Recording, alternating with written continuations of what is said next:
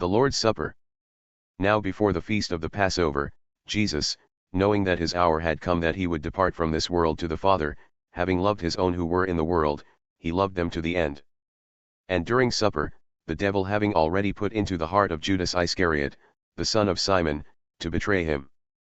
Jesus, knowing that the Father had handed all things over to him, and that he had come forth from God and was going back to God, got up from supper and laid his outer garments aside, and he took a towel and tied it around himself. Jesus washes the disciples' feet. Then he poured water into the basin, and began washing the disciples' feet and wiping them with the towel which he had tied around himself.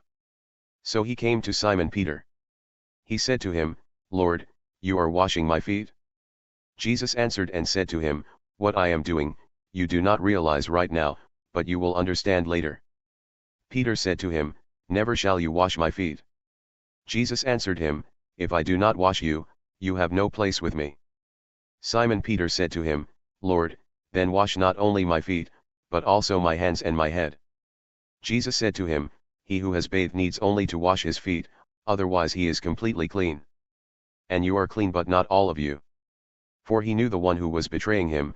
It was for this reason that he said, Not all of you are clean. Then, when he had washed their feet, and taken his garments and reclined at the table again, he said to them, Do you know what I have done for you?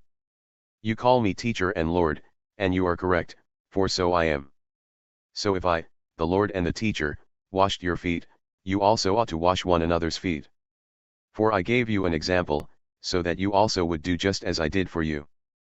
Truly, truly I say to you, a slave is not greater than his master, nor is one who is sent greater than the one who sent him. If you know these things, you are blessed if you do them. I am not speaking about all of you. I know the ones whom I have chosen, but this is happening so that the scripture may be fulfilled, He who eats my bread has lifted up his heel against me. From now on I am telling you before it happens, so that when it does happen, you may believe that I am He. Truly, truly I say to you, the one who receives anyone I send receives me, and the one who receives me receives him who sent me. Jesus predicts his betrayal. When Jesus had said these things, he became troubled in spirit, and testified and said, Truly, truly I say to you that one of you will betray me.